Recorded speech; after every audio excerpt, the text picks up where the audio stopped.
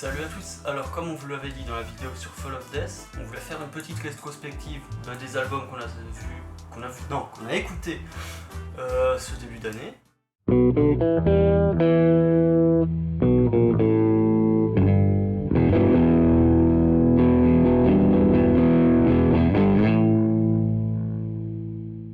Et on va tout de suite commencer avec PNL et leur album Deux Frères. Alors moi honnêtement je suis pas du tout client de ce genre de musique.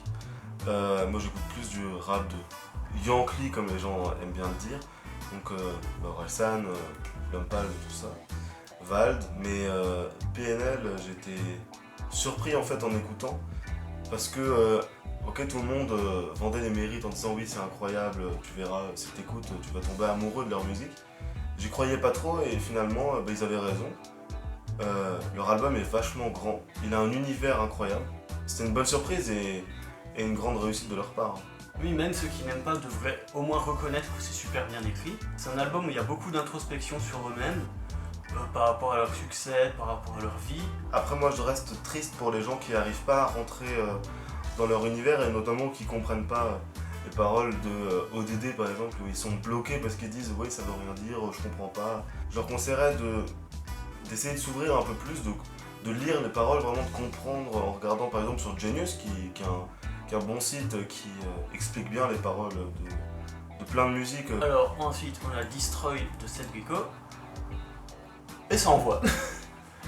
Il détruit tout. Je pense que c'est le principe de cet album. Il est super violent, il casse tout, il casse même les codes parce qu'il chante il rappe sur du rock. Enfin c'est même plus vraiment, il a Ouais. entre du chant rock et entre du rap. Ouais, c'est vrai, c'est un mélange un peu. Et on n'a pas l'habitude d'entendre, pas de voir, d'entendre ça. Et franchement ça donne un bon mélange.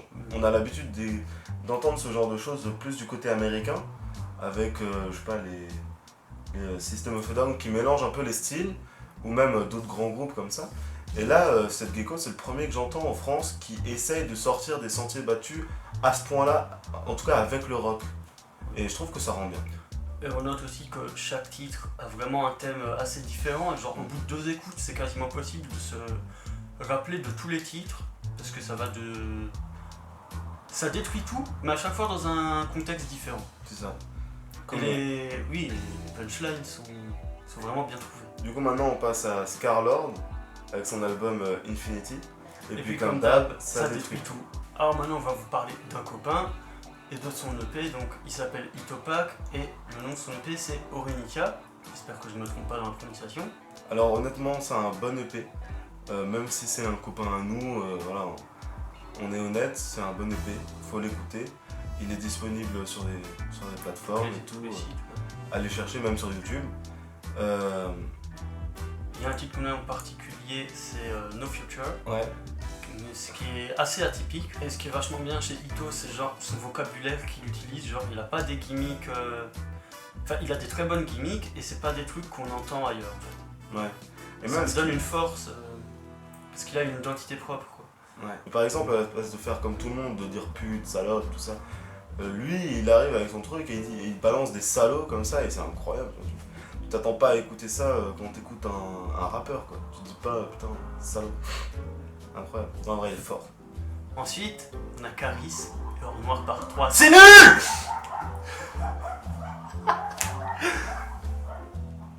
Ce qui est nul, c'est les bruits de chiens. Mais en vrai, c'est un très son mauvais album, c'est de la merde. Bah oui. Golf 7R, putain! Non, en fait, c'est-à-dire que cet album, moi, j'en attendais pas grand-chose. Parce que moi, de base, j'aime pas tellement Caris, mais j'aime plus le personnage que sa musique, en fait. C'est bizarre, hein. Par exemple, dans les featuring, mais dans ses sons solo, j'aime pas du tout. Surtout cet album-là. Bah ensuite, moi j'aimais bien à l'époque, même jusqu'à Dozo qu'on avait bien aimé. Ouais, enfin, j'avais relativement bien aimé, mais c'était partagé. Ouais, on avait quand même mis dans le top, je crois. C'est possible. Mais parce qu'en voiture c'était kiffant, mais Ouais, en voilà. fait, déjà là c'est mou du cul, il a perdu. Non, il a perdu du niveau. Ouais. On a l'impression qu'il a fait le tour de ces trucs et qu'il fait que répéter en faisant moins bien qu'avant. Le seul son où je le retrouve, son de lui d'avant par exemple, c'était dans l'album 9-3 Empire. C'était pour le titre Empire.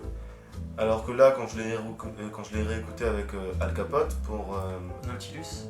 Nautilus, Oh ouais, non, mais je cette partie trouvais était nulle. mais beaucoup moins fort qu'avant. Il a vraiment perdu quelque chose, je sais pas, mais j'ai trouvé médiocre en fait, En totalement. plus, à la fin de Dozo, ça se finit sur Victoire, qui est un titre très premier degré. Et je pensais que ça annonçait que pour la suite, il allait faire des trucs un peu plus perso, un peu plus engagés quoi. En fait, non mais c'est de la soupe ce qu'il fait. Limite, c'est des trucs qui seraient dignes de mettre sur une mixtape et encore, même double fuck, c'était bien mieux quoi. Alors maintenant on va parler de l'album Rammstein, de Rammstein, que j'ai écouté, que j'ai su apprécier, même si j'ai eu du mal au début, parce qu'il reste vraiment électro, métal, rock, mais que le côté électro au bout d'un moment est trop pesant. Moi je j'ai trouve que c'est plus un côté pop qui vient sur cet album. Je sais pas si t'as ressenti la même chose. Oui, pop, oui. Mais pop, depuis longtemps, enfin, depuis longtemps, pas pour Rammstein, mais depuis longtemps, on entend ça dans le rock et le métal, parce que ça a tendance à s'adoucir, parce que les gens qu'on aime, enfin, les gens qu'on suit, deviennent un peu âgés, et du coup font plus de pop, j'ai remarqué. Mais pour Rammstein, je m'attendais pas à ça, mais surtout le côté électro-pop, plutôt qu'électro tout court, Ouais. peut-être. Moi, c'est ça qui m'a dérangé, parce que j'ai l'impression qu'au bout d'un moment, ça vient carrément remplacer l'identité métal du groupe. Surtout au niveau de la batterie, on a de plus en plus de batterie électronique, Ouais, alors qu'avant c'était quasiment que de la batterie physique. De la batterie physique qui avait un rythme métal, là on a un rythme très tac tac tac tac. ouais. Et non, ensuite Rammstein c'est un groupe que j'aime pas particulièrement. Oui, jugez-moi. Mais cet album je l'ai plutôt apprécié. J'avais l'impression qu'ils étaient un peu plus humbles qu'avant en fait. Un côté que j'aimais pas trop chez eux. Ensuite, on a Lacrim avec son album du même nom. Non, mais décidément, c'est une mode entre Rammstein et lui. Mais tu sais que Marilyn Manson veut nommer va peut-être nommer son prochain album qui sort encore cette année, Marilyn Manson. Non, mais Tout le monde va faire ça cette année, je crois. alors, je dirais que c'est l'album de la maturité pour Lacrim. Parce que disons que l'année dernière, non, c'était déjà en 2017, avec Force et Honneur, on avait eu quelque chose de très vénère. Alors, en fait, en même temps, il venait de sortir de prison, donc c'est normal, on va dire. Alors qu'avant, on avait un Lacrim beaucoup plus. Je me la pète, pour Plus, grossir le trait, mais. À la plage, quoi. Ouais. Et là, on dirait qu'il prend du recul. Ensuite, il y a toujours ce qui fait son ADN, mais sauf qu'au niveau des paroles, il va plutôt nous dire que ce qu'il a pu dire par le passé, maintenant, ça le représente plus vraiment, qu'il a changé par rapport à sa jeunesse, voilà. Que maintenant, il a sa vie à lui, avec sa famille, etc. Et qu'il est beaucoup plus détaché de ce qu'il pouvait faire avant. Maintenant, on va parler de On va tous crever, l'album de Sidi Larsen. Alors moi, déjà, je vais pas être objectif parce que j'ai vraiment du mal avec le chant en français sur du rock ou du métal. Donc, j'ai aimé l'album, c'est vrai, j'ai aimé. Parce qu'il y avait des riffs, il y avait de la guitare, il y avait des trucs magnifiques au niveau de l'instrumental, c'était ouf. Mais les paroles, forcément, moi, j'étais pas à fond dedans, quoi. Moi, j'ai trouvé l'album plutôt bon. Mais par rapport aux albums précédents, je sais pas, j'ai l'impression qu'il manque de vraiment de gros titres qui envoient avec un riff et des paroles qui restent dans la tête, parce que c'est d'habitude leur spécialité. Et là, il y a besoin vraiment de beaucoup d'écoute avant de pouvoir bien discerner tous les morceaux. Sidi Larsen, c'est quand même un des meilleurs groupes de métal français qu'on ait.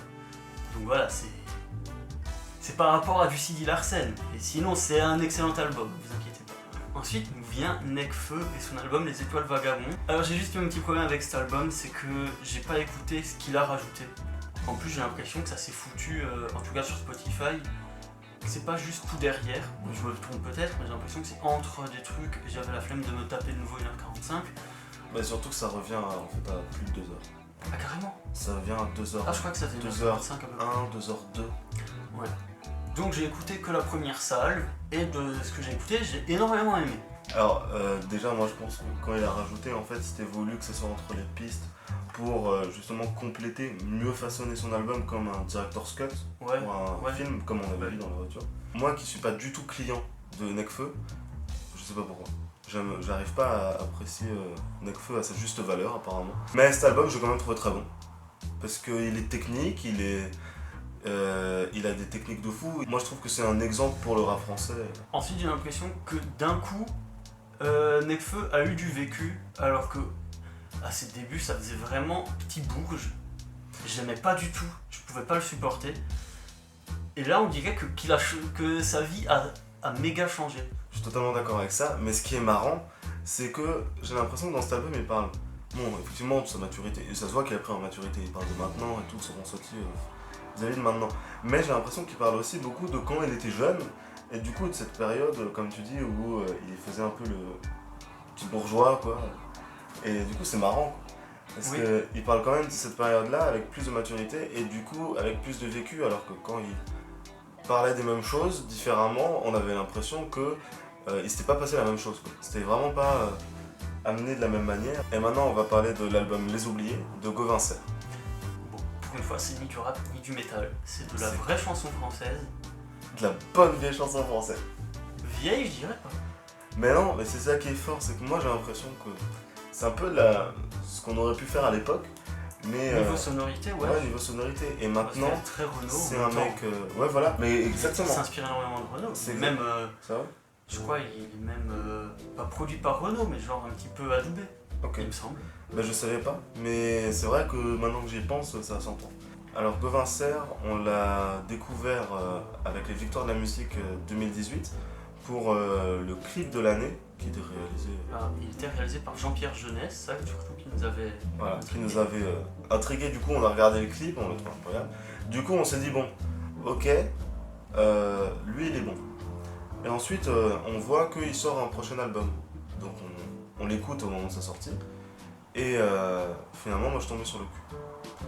Parce que je m'attendais pas à aimer un album de chansons françaises comme ça. Avec des sonorités Classique française. ouais, qu'on pouvait faire à l'époque, quoi. Mais avec un chant jeune et puis entraînant. Ouais, et puis il y a une force là-dedans. Ouais. Par rapport à beaucoup de. Même la chanson française actuelle, c'est un peu mou du cul. Et on va finir sur Combi Christ et leur album One Fire. Alors Combi Christ, c'est un groupe que je suis depuis très longtemps. Et. Non mais c'était génial, hein. Ouais. Mais ce qui est fort, c'est que le reproche que je faisais un peu à Rammstein, c'était leur côté électro trop pesant. Bah, Combi Christ, ils ont réussi à faire un album électro-métal et où le côté électro est là, mais il dérange pas parce que c'est ça leur style.